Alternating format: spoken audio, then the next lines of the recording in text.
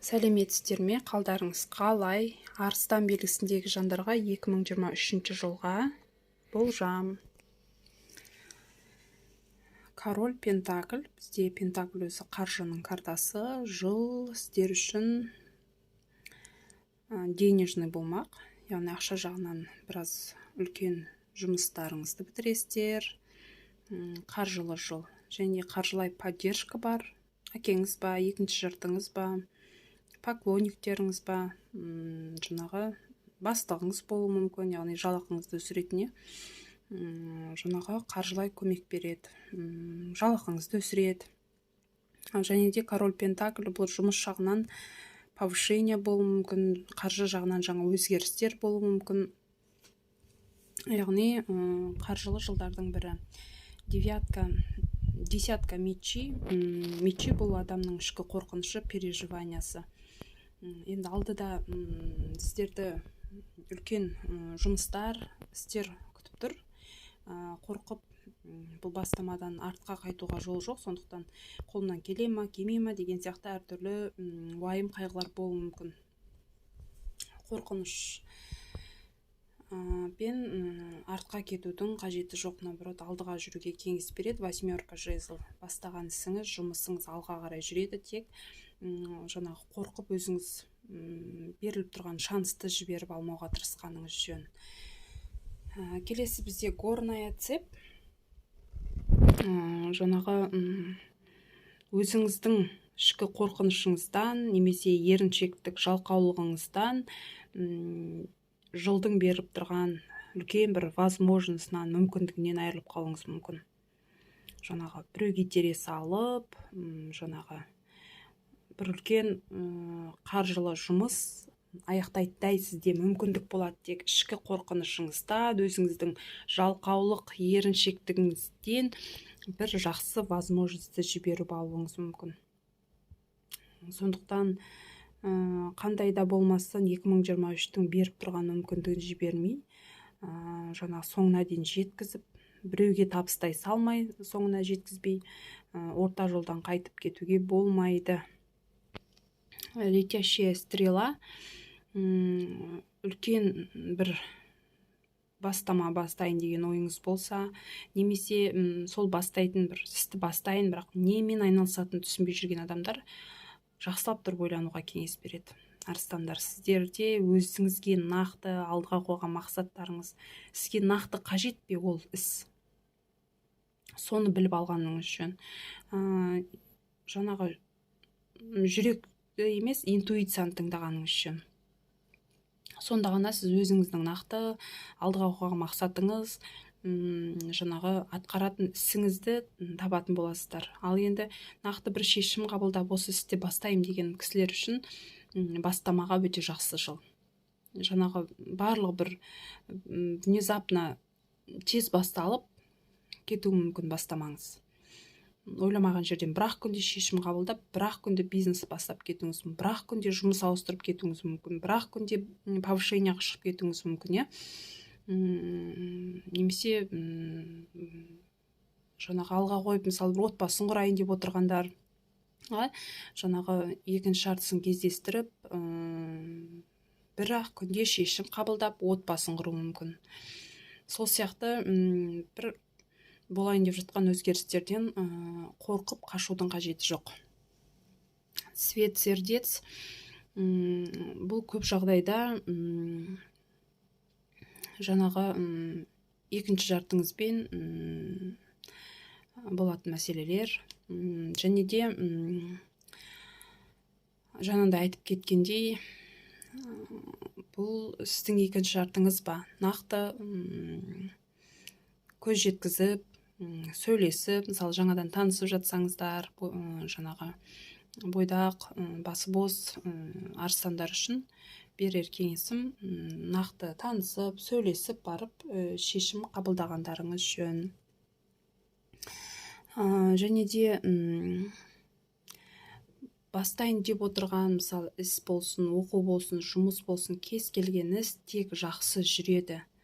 Бірақ бастапқыда біраз қиындықтар туындауы мүмкін. бірақ сіздер оны жеңе аласыздар. Басында қиындық басталды ма, өз-өздеріңіз тастап жібермеңіздер.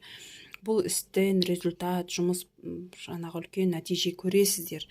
Тек горная цепь, яғни үлкен мынандай тауға шығуды оңай емес. Сондықтан қадам бастадыңыздар ма, аяғына дейін жеткізіңіздер. Жаңағы бастаған істі аяғына дейін жеткізгенде ғана сізде результат көп болады. Және де денежный, жаңа қаржы жағынан көп ұтасыздар. Сондықтан шешім қабылдағаннан кейін соңына дейін жеткізіңіздер. Келесі бізде удача, судьба, солнце. Қандай да болмасын, бұл старший аркандарға жатады, тем более удача, солнце. Сәттілік сіздермен бірге дегім келеді. Сондықтан еш қорқудың қажеті жоқ. Мысалы, осы күнге дейін бір жұмыс жағынан болсын, жеке өмірлеріңізден черная полоса болса, ол черная полосаның бір аяқталатын уақыты болады ғой кез келген кезде. Сол аяқталатын уақыт таяу. Сондықтан көп нәтижеге жетесіздер, бірақ соңына дейін жеткізбей, оны мақтанудың қажеті жоқ. Соңына дейін істі аяқтап барып, жаңағы мен осындай іс атқардым, осындай результатқа жеттім деп жұмыс іс аяқталғанда ғана айтып мақтануға болады. Басын бастап, ортасына да жетпей, жарияға жар салып, мақтанып айтудың қажеті жоқ. Неприятности, бұл туча. Яғни туча бізде жақсы жағы да бар, жаман жағы да бар. Яғни сіз өз-өзіңізді тастап қиындыққа берілсеңіз, жаңағы сіздің жұмысыңыз, барлық ісіңіз кері кетуі мүмкін. Ал сіз берілмей, жұмысқа жауапкершілікпен қарап, кез келген ісіңізге, оқуыңызға, басқа да бір мәселелерге үлкен жауапкершілікпен қарап, алдыға қарай қиындыққа берілмей жүретін болсаңыз, әрине күн жаңағы бұлт арасынан жарқырап күнде шығады. Яғни везение, удача сізбен бірге, тек сіз оны көрмеуіңіз мүмкін жаңағы тучадан. Сондықтан мүмкіндігінше жаңағы бастаған соңына дейін жеткізіп өте мықты болғандарыңыз үшін.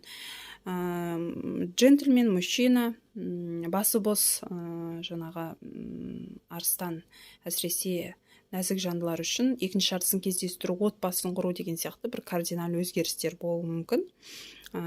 Немесе сіздердің бұл істеріңізді, жұмыстарыңызды аяқтауға бір ер азаматтың, енді әйелдер үшін де, ер адамдар үшін де ер адамның көмегі көп болмақ. Яғни сізге шынайы жан ашитын, шынайы көмектесетін жаныңыз адамдар болады. Тек сәл-ақ демалып алып, ары қарай жұмысты, мысалы, қиын алып кетсеңіз, тіптен біраз уақыт демалыңыз, қойып қойыңыз, басқа істеріңізді аяқтауға тырысқандарыңыз үшін. Содан кейін барып, ол адам өзі жаныңыздан табылады қиналған сәтіңізде. Енді ер адам, потому что екі жерден ер адам түсіп тұр, яғни ер адам сізге қаржылай поддержка береді, жаңа жұмысыңыз, ісіңіз жағынан жақсы поддержка беріп жандарыңыздан табылады.